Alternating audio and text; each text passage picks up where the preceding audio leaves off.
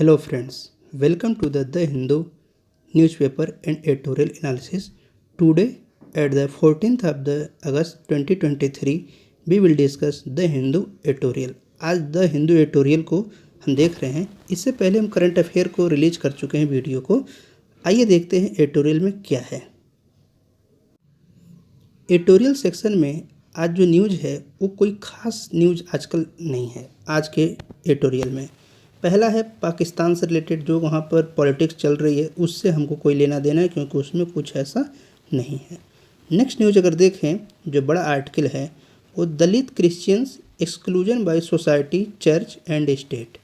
तो ये जो है एक राइटर हैं, इन्होंने लिखा है, एक है क्लेमेंट एरोकियसमी, ये एक्चुअल में ब्रिटिश हैं। तो इनका जो टेंडेंसी लिखने का हो एंटी इंडिया ही है। पहले बता दें, कॉलोनियल माइंडसेट से इन्होंने इस चीज़ को लिखा है। और दलित क्रिश्चियन की बात उन्होंने यहाँ पर कर रहे हैं।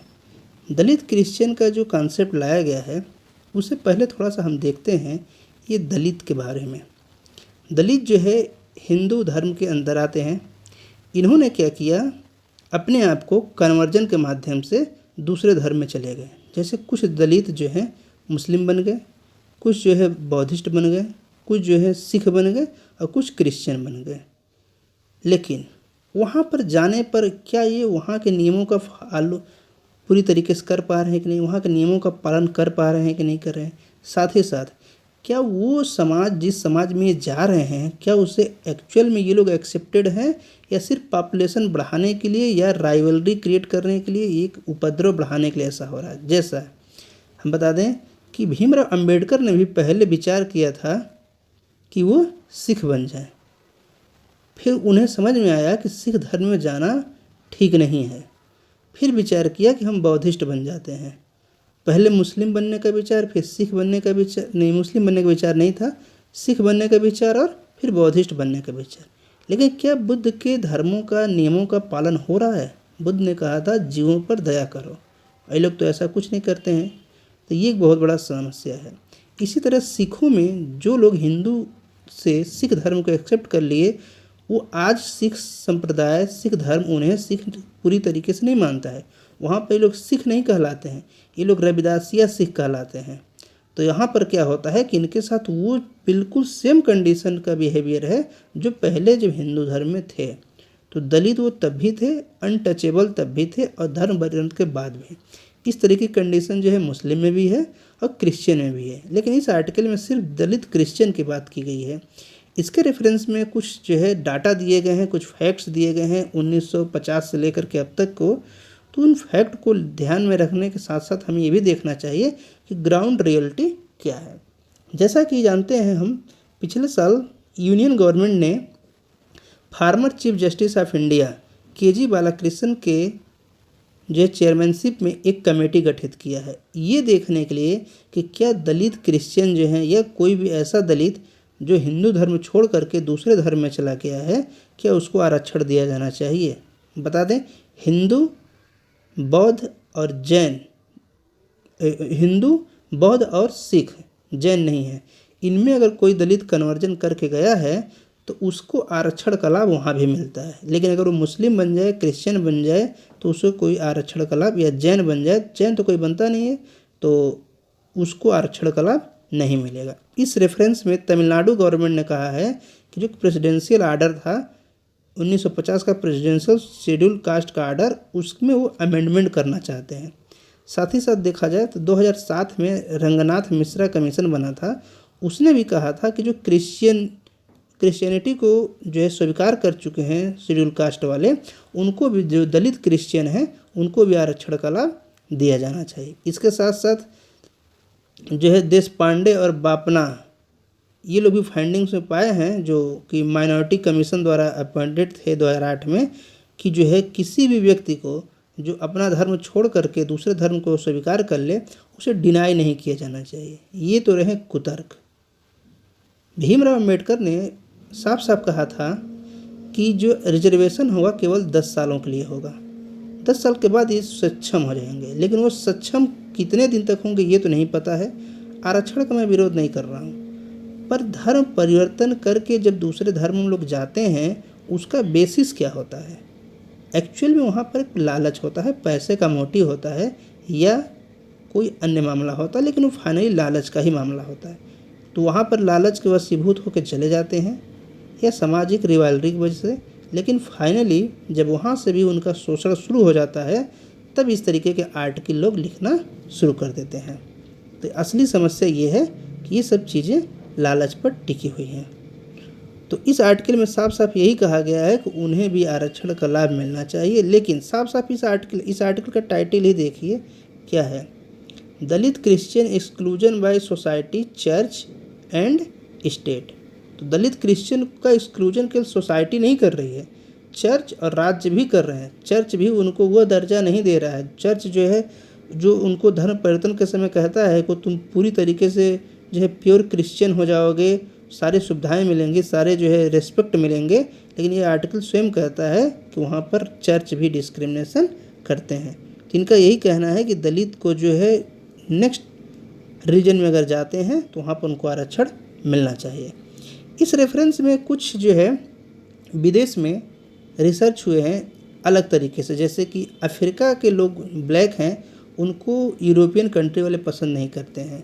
अभी हमने कल के आर्टिकल में देखा कि जो यूरोपियन है ऑस्ट्रेलिया में जाकर बस गए, पूरी पॉपुलेशन आज यूरोपियंस की है, लेकिन कुछ जो आबादी वहाँ की इंडिजिनस लोकल पीपल की है उनको संवैधानिक अधिकार तक नहीं दिए गए हैं। आज भी उनके ऊपर कोई संवैधानिक अधिकार नहीं है। प्राइम मिनिस्टर ने कुछ एक्शन लिया है, कुछ बिल ला रहे हैं जिसमें वहाँ के लोगों को भी संविधान में जगह दिया जाए और फिर उनको सरकार चुनने का, वोट डालने का या कुछ अन्य राइट्स दिए जाएं, पर वहाँ के विपक्ष विरोध कर रहे हैं। इसी क्रम में जो है एक रिसर्च हुआ है, mapping the margins, intersectionality, identity, politics and violence against women of colour. तो ये जो एक रिपोर्ट है उसमें जो है राइटर हैं किम्बरले क्रेंसा, वो लिखती हैं कि जब कोई वीमेन है वो कहीं जाती है तो उसके साथ दो तरीक़े का जो है डिस्क्रिमिनेशन होता है। पहली बात तो वीमेन है और दूसरी बात वो जो वीमेन ऑफ कलर है, यानी वो गोरी नहीं है। जैसे अफ्रीका की बात करें तो ये अफ्रीका के रेफरेंस में है कि जब कोई ऐसी लेडी जो अफ्रीका से जाती है, चाहे एशिया से जाती है, किसी अन्य क्षेत्र से यूरोप में अगर जाए और जिसका जो एक गोरी नहीं है, वाइट कलर नहीं है, तो उसके साथ भी भेदभाव ये कंटिन्यू चलता रहता है। और ये एक तरीके से देखा जाए तो ये भेदभाव कभी ख़त्म नहीं होता। हर समाज में ये हमेशा चलता हो, चाहे दलित की बात हो, चाहे दलित क्रिश्चियन की बात हो, चाहे किसी अन्य की बात हो। आइडेंटिटी की बात की जाए, इंटरसेक्शनलिटी एंड आइडेंटिटी। तो आइडेंटिटी किसी भी मेंबर का अपने एक इंडिविजुअल सोसाइटी में उसकी एक जो है रिकग्निशन होती है, एक सोशल कैटेगरी होती है, वो उसको मिल जाती है। लेकिन इंटरसेक्शनलिटी कहती है कि वो जो है अगर उसका स्टेटस जो उसके सोसाइटी में है दूसरे सोसाइटी में वही हो ज़रूरी नहीं है, वहाँ पर उसके साथ डिस्क्रिमिनेशन किया जा सकता है। जैसा कि ऊपर रिसर्च में कहा गया कि एक वीमेन कलरफुल वीमेन हो, यानी काली हो या वाइट ना हो, तो ऐसी वीमेन के साथ डिस्क्रिमिनेशन इस दो आधार पर होता है। कोई वीमेन भी है क्योंकि हो सकता है कोई मेल उसके साथ डिस्क्रिमिनेशन कर रहा हो सकता है फीमेल कर रही हो, साथ ही साथ वो उसके सेम रेस की कलर की नहीं है। तो इस पूरे आर्टिकल में यही कहा गया है कि जिस तरह हिंदू, सिख और बौद्ध धर्म में जो दलितों को आरक्षण का लाभ मिलता है उसी तरीके से क्रिश्चियन में भी लाभ मिलना चाहिए। बस इनका यही आर्गूमेंट है, पर उसके पीछे के डिफरेंट कारण को उन्होंने ध्यान नहीं रखा है। आगे देखा जाए एक आर्टिकल है, लेकिन वो एक्चुअल में आर्टिकल सबके लिए सही नहीं है। Rebooting the courts. हम जान रहे हैं क्रिमिनल जो लॉ है, आईपीसी है, सीआरपीसी है, इसमें सरकार चेंजिंग कर रही है। तो ये चेंजिंग की जब प्रक्रिया शुरू हो गई है तो आर्टिकल लिखे जाने शुरू हो जाएंगे, कुछ लोगों को समस्या होगी। जैसे इस आर्टिकल में पहले ही बात कही गई है कि जो क्रिटिसिज्म उन्होंने कहा है भारतीय न्याय संहिता, जिससे पहले हम इंडियन पीनल कोड कहते थे, अब उसे भारतीय न्याय संहिता कहेंगे, और भारतीय नागरिक सुरक्षा संहिता जो कि पहले कोड ऑफ क्रिमिनल प्रोसीजर था, और भारतीय साक्ष्य बिल जो पहले इंडियन एविडेंस एक्ट था, इसका हिंदी नाम क्यों है? तो इस राइटर को ये बताना चाहिए कि इंग्लिश नाम क्यों।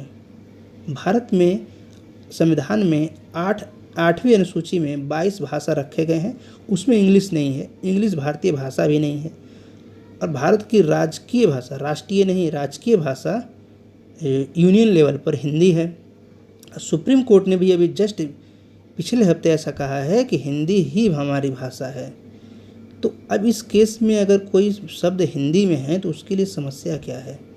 आगे ये जो है डिस्कशन जो भी चलता है, इसमें एक्चुअल में ये जो लॉ के स्टूडेंट हैं उनके लिए ये आर्टिकल सही है। जैसे क्रिमिनल प्रोसीजर लॉ जिसको जो है पहले चेंज किया गया 1973 में, तो उसका नाम वही रखा गया जो इससे को पहले 1898 के नाम से जानते थे। अब वो जो है क्रिमिनल प्रोसीजर लॉ 1973। तो इनका कहना किसी तरीके से होना चाहिए, अंग्रेज़ों के गुलाम बन के रहो, ये गुलामी की मानसिकता है। तो ये आर्टिकल लॉ स्टूडेंट के लिए, सबके लिए नहीं, क्योंकि एक एक क्लास आईपीसी का क्लास 153B क्या है, तो इसको सेक्शन 150 क्या है, ये सारे क्लास याद करना हमारे लिए न उपयोगी है न आवश्यक है। Next, glaring omission, government should है state true to top court judgement on election commission of India selection process. अभी पार्लियामेंट में एक बिल पेश किया गया जिससे सुप्रीम कोर्ट के जो चीफ जस्टिस हैं उनको इलेक्शन कमीशन ऑफ इंडिया के अपॉइंटमेंट में कोई पावर नहीं रहेगी। तो जैसा कि हम जानते हैं सुप्रीम कोर्ट ने ये डिसीजन दिया था कुछ समय पहले कि जब तक वो पार्लियामेंट कानून न बना ले। ये ध्यान रखने वाली बात है कि जो आर्टिकल पढ़े जाते हैं या समाचार पढ़े जाते हैं उनमें बहुत सारी चीज़ें बताई नहीं जाती हैं। सुप्रीम कोर्ट अपने डिसीजन में साफ साफ कहा था कि जब तक पार्लियामेंट कोई कानून नहीं बना लेती है तब तक इलेक्शन कमीशन ऑफ इंडिया का अपॉइंटमेंट जो होगा उस प्रधानमंत्री, लीडर ऑफ अपोजिशन और चीफ जस्टिस ऑफ इंडिया की जॉइंट पैनल डिसाइड करेगी। लेकिन उन्होंने ये भी कहा था कि जब तक पार्लियामेंट कानून नहीं बना लेती। पार्लियामेंट ने कानून बनाया है और वो राज्यसभा में बिल पेश भी हो गया है जिसमें prime minister, leader of opposition और कोई यूनियन कैबिनेट मिनिस्टर शामिल होगा। जुडिशरी को इससे दूर रखा गया है। तो इस आर्टिकल में कहा गया है कि ये जो है जुडिशरी को निकाला गया है जिससे कि वो कमेटी जो बन रही है वो इंडिपेंडेंट नहीं होगी और हो सकता है कि उसमें जो इलेक्शन कमीशनर की नियुक्ति हो उसमें कुछ ऐसे मामले हों, कुछ फेवर करें इलेक्शन कमीशनर, सरकार उनको अपने किसी पसंदीदा व्यक्ति को नियुक्त कर दें और इलेक्शन में उनको फ़ायदा पहुँचे। लेकिन साथ ही साथ जो है इस आर्टिकल में भी कहा गया है, इसका एक फ़ायदा भी है कि चूँकि चीफ जस्टिस ऑफ इंडिया अगर होते इस कमेटी में तो अगर सिलेक्शन प्रोसीजर में कोई भी अगर फॉल्ट हो जाता तो क्वेश्चन यही लग जाता कि चूँकि जुडिशरी के जो सबसे प्रमुख व्यक्ति हैं वो स्वयं शामिल थे तो फॉल्ट हुआ कैसे। तो जो स्क्रूटनी करने की पावर थी जुडिशरी को समाप्त हो जाती। लेकिन अब यहाँ पर जो है prime minister, leader of opposition और यूनियन कैबिनेट मिनिस्टर जब रहेंगे मेंबर और वो लोग अपॉइंट करेंगे इलेक्शन कमीशन ऑफ इंडिया के, तो इलेक्शन कमीशन ऑफ इंडिया अगर कोई ऐसा काम करता है जो जुडिशरी को लगता है सो मोटो बेस पर या किसी कंप्लेन पर, वो उसकी स्क्रूटनी कर सकते हैं, जांच कर सकते हैं कि क्या ये अपॉइंटमेंट या इलेक्शन कमीशन का इंडिया का जो डिसीजन है वो सही है या नहीं है। इस आर्टिकल में इस रेफरेंस में भी कहा गया है कि पहले एक कमेटी बनी थी दिनेश गोस्वामी कमेटी 1990 में और जस्टिस तारकुंडे कमेटी बनी थी 1975 में। उनका भी कहना था कि इलेक्शन कमीशन ऑफ इंडिया के नियुक्ति में जुडिशरी का रोल होना चाहिए, परंतु साथ साथ उन्होंने ये भी कहा था कि जब तक कोई पार्लियामेंट कानून न बना ले तब तक ये ऐसा होना चाहिए, अगर अदरवाइज हमें कंसेंसस बेस पर काम करना चाहिए। अब यहाँ पर कुछ लोग जो है अपने देश के बजाय विदेशियों को प्रमुखता देते हैं। स्वीडन, नॉर्वे ये नाटो के मेंबर हैं, इनके पास बहुत पैसा है इसलिए इनकी चलती बहुत ज़्यादा है। नाटो ने आज तक जब भी उसका स्थापना हुआ है अब तक किसी देश की सुरक्षा किया नहीं। उसका मेन पर्पज़ है हथियार बेचना और दो लोगों को लड़ाना। रसिया यूक्रेन का युद्ध जो चल रहा है वो नाटो का ही देन है। इसी क्रम में independent V Dem institute of in Sweden उसने एक रिसर्च किया है और कहा है कि भारत में इलेक्टोरल डेमोक्रेसी कम हो गई है। भारत में इलेक्टोरल डेमोक्रेसी का जो इंडेक्स बनाया उन्होंने वर्ल्ड वाइड में उसको कम कर दिया है। पर इस न्यूज़पेपर आर्टिकल लिखने वाले को ध्यान रखना चाहिए भूखमरी के मामले में भारत पाकिस्तान और अफगानिस्तान से भी बुरी स्थिति में है। भारत इतने सारे अनाज जो है फ्री में हर महीने 5 किलो अनाज सबको बांट रहा है। देश में इतने ज़्यादा अनाज उत्पादन होते हैं कि भारत बेचता है, गोदामों में अनाज पड़े हुए हैं, फिर भी भारत भूखमरी का शिकार है। यहाँ पर 200 महिलाओं का मुंबई और बॉम्बे में सर्वे करके ये कह दिया गया कि पूरे दुनिया में सबसे ज़्यादा बुरी हालत भारतीय महिलाओं की है। सीरिया और अल्जीरिया, इराक, इन सब की औरतों की स्थिति बहुत अच्छी है। इस राइटर को शर्म आनी चाहिए, ये इंडिकेट करते हुए कि किसी स्वीडन की एजेंसी ने ऐसा कहा है कि भारत में इलेक्टोरल डेमोक्रेसी नहीं है। अगर ये रिसर्च स्वयं करे तो उसे पता चलेगा, और इससे पहले उसको जा करके स्वीडन में ही बस जाना चाहिए या सीरिया में जाके बस जाना चाहिए, तब ये आर्टिकल लिखना चाहिए। तो इस आर्टिकल में आज कोई ख़ास चीज़ नहीं थी, ये थोड़े से ऐसे मुद्दे उठाए गए हैं जो एक्चुअल में विशेष नहीं है, वो एक प्रोपेगेंडा के तौर पे दिख रहे हैं। इसलिए इस आर्टिकल में बस इतना ही। मिलते हैं नेक्स्ट वीडियो में। Thank you for watching.